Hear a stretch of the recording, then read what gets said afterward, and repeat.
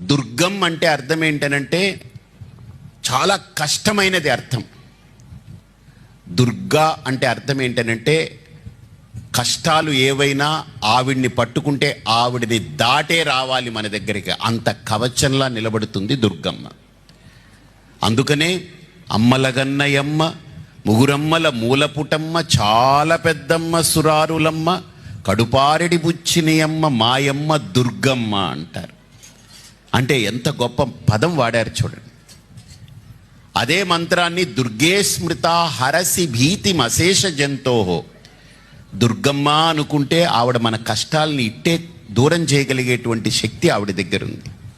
అలాంటి అమ్మవారిని ఈరోజు మనం అలంకరించుకున్నాం.